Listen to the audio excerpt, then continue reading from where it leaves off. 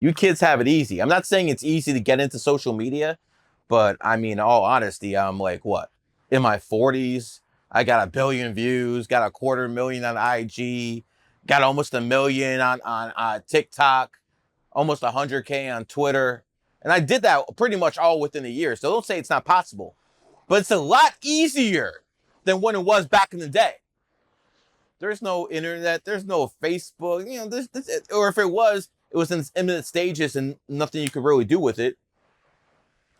And I remember I figured out the only game plan I had was to call into talk radio shows and start spitting game. And first year I do this, a lot of this. You're a what? Numerologist, click. They don't want to talk about it at all. Eventually, I got on some radio stations, and I was pretty good at this. Spitting game, people thought I was crazy, but I'm interesting. And I hooked up with a guy in Cleveland by the name of Mike Trevisano. If there's one person who helped me off a little bit in life, it's him, who wasn't related or something like that. And Mike had the #1 talk show in Ohio. It was a 50,000 watt radio station, which means half the country could listen to it. Even though it was a radio station in Cleveland, the signal was that powerful. Nowadays with the internet, you can listen to anything you want, but back then it was just radio. So people could listen from half the nation.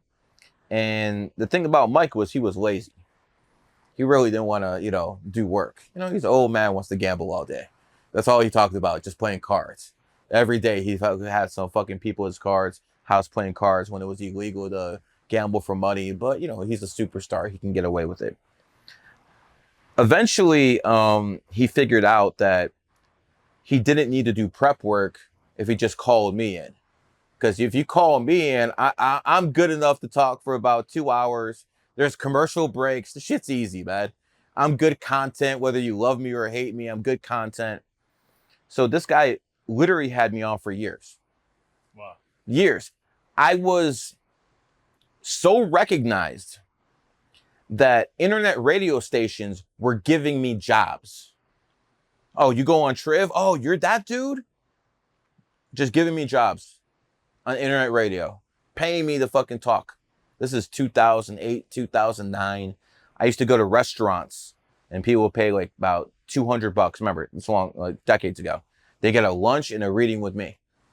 And I'd just sit there for like 5 hours to give readings to about 40 people. And they promote this shit through the radio station. So I'm already starting to make a little bit of bread off this in 2009. In 2007, we'll backtrack a little bit. Still broke at that time, but I got a little bit, got a name at least. Everyone in the city knows who I am. It was LeBron James, a couple politicians, and then me.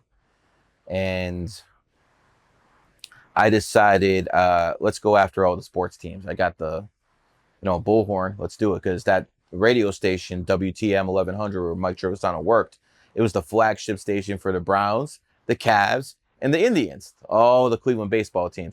And the Indians are what they used to call the Guardians. Now it's politically correct. I still call them the Indians, though. So I went after all those teams, and I basically went to their offices, insulted them on the radio. The guy got a following, so and this guy wants me to talk shit because it gets him a following and stuff. So it got to the point I start first with the Browns. I remember I'm downtown Cleveland. I get a phone call, and he's like, "Son, my name is Lou Marletti. Do you know who I am?" I'm like, damn, that's a cocky motherfucker. I'm like, no. He's like, Google me. I'll call you back. What the fuck is this mafioso motherfucker, right?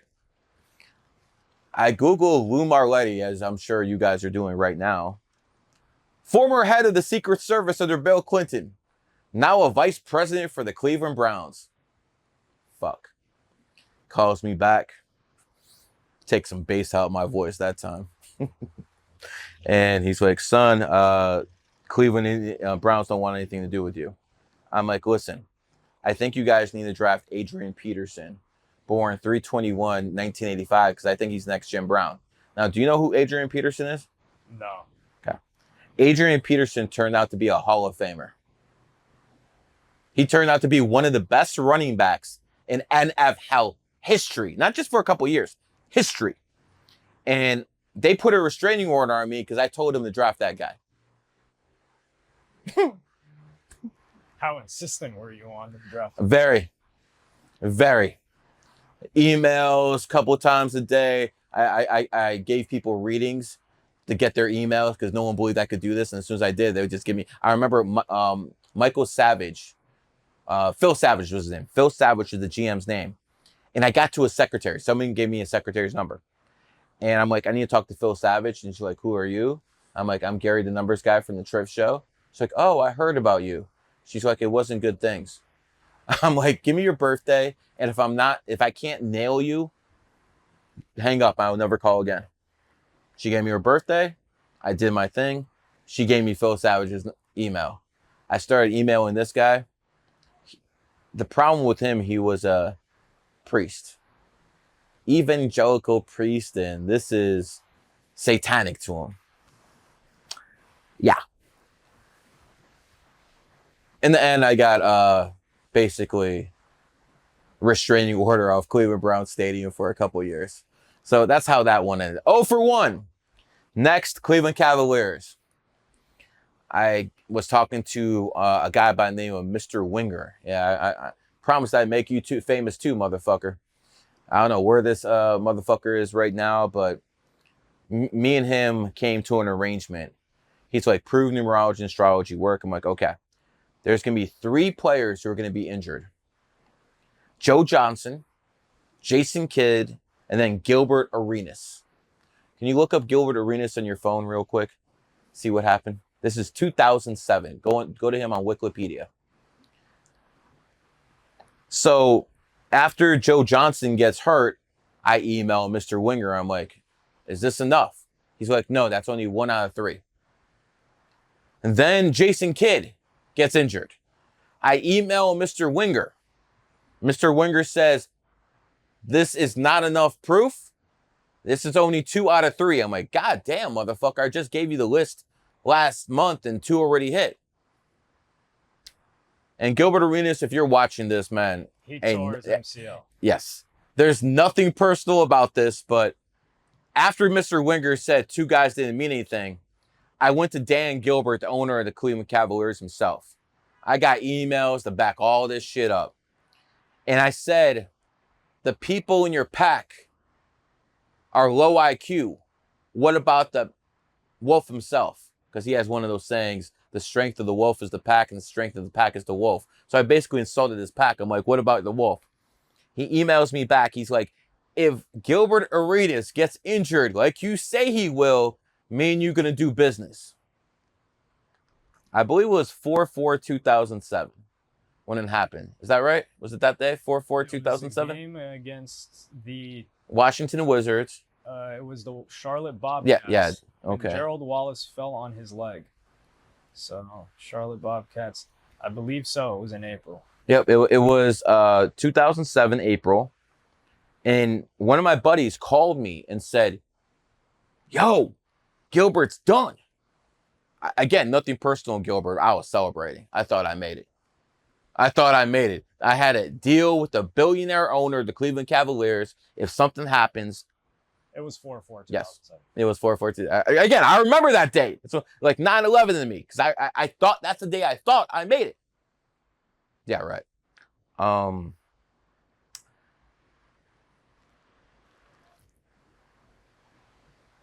asked Dan when we're going to meet. He doesn't answer. A month answer. It goes by. I'm like, yo, we had an arrangement.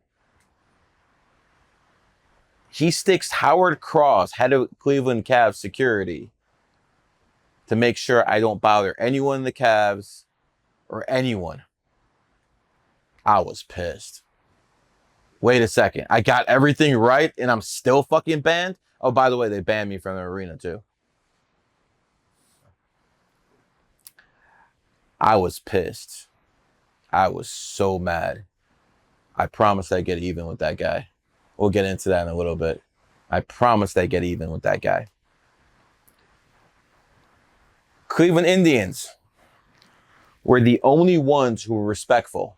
Mark Shapiro was the general manager of the time. Chris Antonetti was the assistant GM. They were very respectful. Just couldn't close them. But at least they listened to me. So again, shout out to them. So again, no one ever tried what I did in 2007. Failed, no doubt. But I got to the owners, I got to the GM, got to all these people. Good learning experience that you can be fucking right and still lose. That was a good learning experience. Helped out a lot later in life. Flash forward 2010. I'm bigger than I ever was in Cleveland, local celebrity. I'm on the Trevisano show. I say LeBron James is leaving Cleveland. I got a big name at that point. Like if I say something's happening, because I just called the stock market crash in 2008, 2009. I called all this stuff. People, when I say something, people pay attention. And this part, people can look up on YouTube, put in Gary the Numbers Guy, Dan Gilbert. It'll come right up. And I'm just basically saying LeBron's gone. Guess who calls in the radio station? Dan Gilbert, owner of the Cavs. Starts with an insult. And I'm like, okay, brother. He's gone. He's leaving. And he's like, he's not going anywhere. He's going to light it up like Las Vegas. That's what he kept saying. After LeBron left to the Miami Heat, see a little trend of Cleveland going to Miami? I bet you have more influence to them than you, LeBron.